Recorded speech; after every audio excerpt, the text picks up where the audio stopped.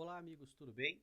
Meu nome é Josemar Bueno e hoje nós vamos resolver mais um exercício, simulando então a prova de certificação para operadores de mercado de energia da Câmara de Comercialização, né?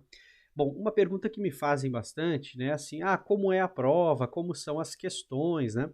E aí eu sempre dou a dica, eu digo, olha, se você for lá no site da Câmara de Comercialização, na aba que fala do Capacita CCEE, lá você tem acesso aos simulados, né? Então, para facilitar, eu estou aqui com o simulado, né? Então, a gente vai resolver um exercício aqui, assim como nós já fizemos anteriormente em outro vídeo, né? Então, hoje vamos fazer isso. Primeiro, eu quero fazer um convite para você. Deixe o convite para que conheçam, então, o nosso curso de 50 horas sobre o mercado livre de energia. Lembrando que temos um módulo extra neste curso, que é o curso preparatório para a prova de certificação, né, da Câmara de Comercialização. Então, basicamente, fazendo a aquisição desse curso, você recebe o outro curso gratuitamente. Se você comprar o curso até antes de 18 de agosto deste ano, você ainda consegue participar de algumas lives, né, do curso ao vivo. Caso você compre depois dessa data, você consegue assistir todas as lives gravadas, então, certo? É isso, pessoal. Então, vamos para o nosso conteúdo. Bom, então, neste exercício, né, eles perguntam assim, começando aqui pelo contexto, né? A figura abaixo descreve o processo de decisão para sistemas hidrotérmicos, né? O que é um sistema hidrotérmico? Basicamente, este é o nosso sistema interligado nacional, né? Porque o sistema interligado ele se trata de um sistema hidrotérmico. Por que isso, né? Porque as outras fontes de energia, as chamadas renováveis, né, elas também são chamadas de não controláveis. Então você não tem como fazer, por exemplo, um despacho ou uma restrição de operação, né? Basicamente, elas vão convertendo à medida que tem o potencial chegando, né? Então, se eu tenho irradiação, eu converto irradiação solar em energia elétrica. Se eu tenho potencial eólico, eu converto o potencial eólico em energia elétrica e assim por diante, né? Então o sistema ele é modelado num chamado sistema hidrotérmico. Então as tomadas de decisão elas se restringem, né, no caso operação com hidráulicas ou operação com térmicas. Então na figura aqui ele traz um contexto. Ó, vamos dar um zoom aqui para facilitar, né? Então aqui diz assim, ó, decisão, e aí dentro desse quadrinho nós temos duas, né? Primeira decisão seria minimizar o custo de combustível esvaziando os reservatórios, né? E aqui embaixo a segunda decisão, manter os reservatórios cheios e usar a geração termoelétrica, né? Então, no segundo quadrinho, nós temos as afluências futuras, né? Ou seja, basicamente, olhando para o tempo, né? Se nós teremos um período próximo mais úmido ou mais seco. Então, nas afluências futuras, lembrando que a afluência significa nível de vazão, né, de rio, ou seja, volume hidráulico futuro, né? Então, nós temos aqui, ó, afluências com a tomada de decisão de minimizar o custo do combustível esvaziando os reservatórios. Então, eu teria, né, altas afluências aqui, né? Com altas afluências, significa que eu teria muita água chegando, abastecendo os reservatórios.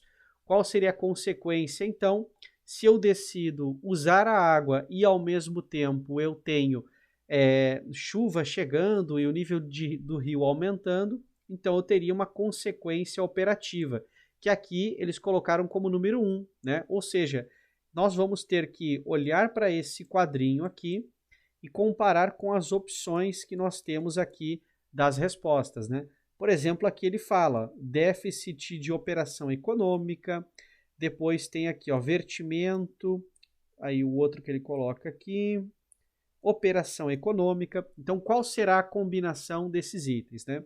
Então, diz assim, ó, deixa eu arrumar aqui, pronto. Então, diz assim, né? As consequências operativas, ou seja, o quadrinho número 3, né, representadas nas caixas 1, 2, 3 e 4 são, respectivamente, aqui tem que cuidar, né, porque na prova eles podem, por exemplo, pedir na ordem inversa, né? Então, respectivamente, seria a mesma ordem, né? Então, vamos lá. Decidir minimizar o custo de combustível esvaziando os reservatórios. A afluência futura foi de nível alto. Qual seria a consequência operativa? Teríamos, então, uma operação econômica, né? Então, essas três alternativas aqui se enquadrariam como corretas na primeira etapa aqui da análise, né? Na segunda, se a afluência fosse baixa, a consequência operativa seria um déficit, né? Ou seja, apenas a última alternativa se enquadrou aqui, né? Agora, avançando, né? Se eu optasse em manter os reservatórios cheios e usar a geração termoelétrica, né? Nesse caso, numa situação de afluência alta, qual seria a consequência? Uma operação econômica, desculpa, um vertimento, né? Deixa eu voltar aqui que eu pintei errado aqui. Pronto, seria um vertimento, né? Como está aqui, ou seja, eu resolvi manter o reservatório, mas aí choveu, né? Ou seja, a afluência foi mais alta, né? Então, o nível de água no reservatório acaba aumentando, a consequência é um vertimento. E agora sim, no último, né? Então, se a afluência fosse baixa, aí nesse caso eu teria uma operação econômica. Então, o último item aqui é o único item que se enquadra, né, como resposta correta. Então, nesse caso aqui, este seria o item correto, né?